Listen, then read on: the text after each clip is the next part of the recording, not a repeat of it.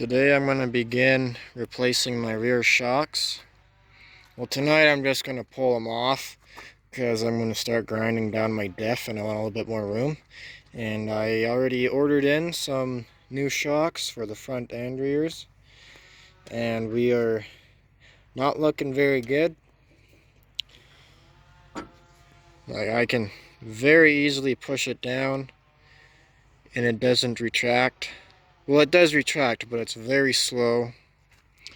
So I believe these are the original shocks. It looks like it anyways. But it's quite simple to replace the rear ones. And this piece here, just kind of, I dropped it. But you can see it on that side. It just sits right there, kind of like a washer. And you just pull the top off, pull the bottom nut off. It slides out, and then you just slip it off of there. And basically throw your new one on, theoretically. And yeah, I'll just pull that one off. It is a 3/4 for the nut and the bolt end, and the nut down there is also 3/4. So all you need is a 3/4 wrench and you can replace your shocks. It's a lot easier for me to do it because, well, my deck is off, so it's sitting right over there. So I got a lot more room to work with. But even if it was still on, you can still crawl under there and access it pretty easily.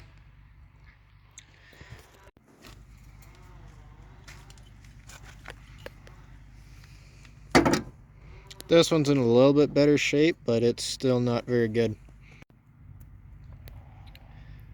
Well, taking the shocks out were really quite simple. Shouldn't be too hard unless they're really rusted on there, but I mean, this whole truck is really rusty and everything is seized on it, but that's probably one of the easiest bolts on it that I was able to take out, so it wasn't that bad for me. My shocks, they should arrive in 2 days or so, and then I should have my diff all painted, and then I can throw the shocks on again. Now it's time to throw my new shocks on. I got brand new Monroes to replace my old ones, and I gotta put new brake lines on the back, but putting the shocks on shouldn't make it too much harder. So I'm gonna first pull my brake lines off though, and then throw my new shocks on, and it shouldn't be that hard. I pulled my brake lines off, so those are out of the way. And if your brake lines aren't rusted out, you obviously don't need to take them off to replace the shocks, but I have to replace my brake lines, so I did that first to make it a little bit easier. And I just greased up the end there so the shock slid on smoothly, and now just has to go up there, and there's a bolt. I'm gonna put never seize on all the nuts and bolts, so if I have to take them off, they're not going to be rusted stuck. And yeah, I'm just going to give this a cut, this little holder thingy, and then it should reach up there, and so I can slide the bolt through. Well, I tried putting the shock on, and it only makes it to about there, and it's about 1/2 inch too short. So I went to Lordco and I bought front and rear shocks for a 1990 W350,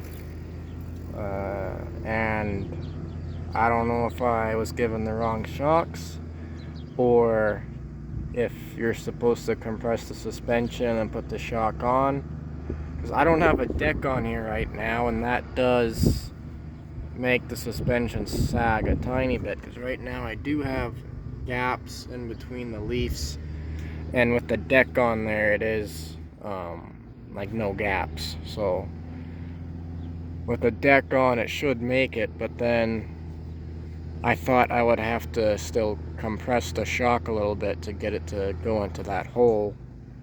But I'm going to do some research and then call Lordco and see if they gave me the right shock, and like search up the part number and all that, and then figure out what I'm going to do.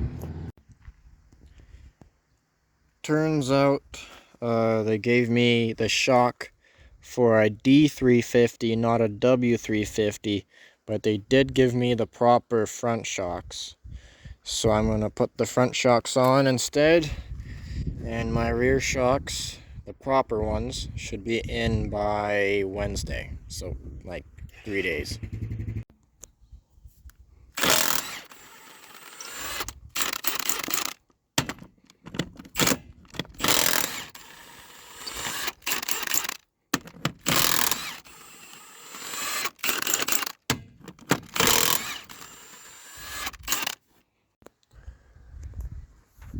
I pulled the tire off, and my brakes, or the brake pads, they're looking pretty good. I don't know if you can see in the video. But I was going to replace those soon, but they look almost brand new. My rotors, they seem good enough too, so I guess that saves me some time. My leaf springs, I mean, if you look at that, they're not supposed to be, they're supposed to go like that, but mine are going like that. So eventually, what I'm going to do is put in front air ride, and that'll raise it up and give me a smoother ride. But I don't have the air ride kit, or, well, I can't afford a kit. I have to make my own mounts and everything. But I don't have any airbags with me, and it takes like a day or two to do it. So I'm only replacing the shock today, but there will be a future video of doing air ride on the front. And it's only 2 nuts you gotta take off. It's that one and that one, and these are both studs, it seems, so you don't have to have anything on the other side. You just undo the bolt, undo the nut, and the shock kind of falls off. It's what's supposed to happen, but we'll see. I got the shock off, and that was actually a pain in the ass, because the bottom bolt was so rusted on there, and you can only get a wrench or a ratchet in there. You can't get an impact, so that took a while because it was really rusted. And the top, I guess it was so rusted that it kind of wrecked the threads at the tip, so I might have to cross thread it with the impact to get it on there. And it doesn't really look like you can change out that stud. You should be able to somehow, but hopefully I can get it on there with just cross threading, and when I do the air brakes, I mean not air brakes, the airbags, then I can put in a new stud. But it should be okay with just cross threading it with the impact. Anyway, this is the shock. It's better shaped than the rears, but I can still push it down with one hand all the way down, and then it doesn't rebound. So that shock's no good. I'm gonna go grab the new one and see if I can get it on there. I'll probably throw some grease just on these studs to make it slide on easier. Well, I got the shock sitting there, and I have quite a few inches between there and there. So I'm going to take the jack and put it under the frame and jack it up to take some of the, or add some more fucking room in there or something. I don't know what word to use, I'm kind of retarded. But anyway, if I jack up the frame, take some weight off of the leaf spring, making it more roomy, and then it should go on easier, because these leaf springs are like really saggy, so you would probably only have maybe that much difference between that end and that end with stock leaf springs, but mine are like 35 years old or something like that. After jacking the frame up as high as I could, the leaf springs returned to how they probably were factory, going that way, and I was only about down to there with the shock compared to like there. So I took it off of the top, and you have to start by slipping it on the bottom stud, and I pushed it down and slid it on there, and it wasn't too bad. It helps if you grease it. You don't need much grease, just enough so it gets a little bit slippery. And look at my leaf spring. It's worn quite a bit, almost probably just about over a millimeter right there. But anyway, I'm gonna tighten down that bottom nut and then use the impact on the top one, because I don't think that's gonna screw on there properly. And hopefully I can replace the stud later on. And then you just have to repeat the process on the other side. My shock is now bolted on, and using the impact I was able to rattle that bolt on and recreate threads.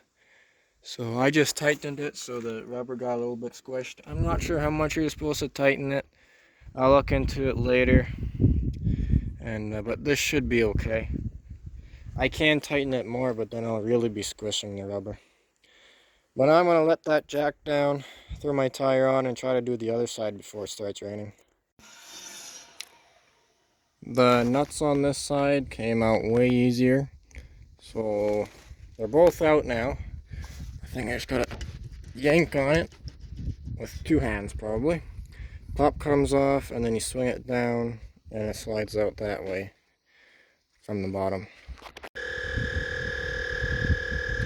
The new shock is on the driver's side now, and one thing that made it a lot easier this time was I basically put all my body weight on the shock when it was sitting right here, and then I quickly slid it on the bottom and waited till it rose up to the top and slid it on.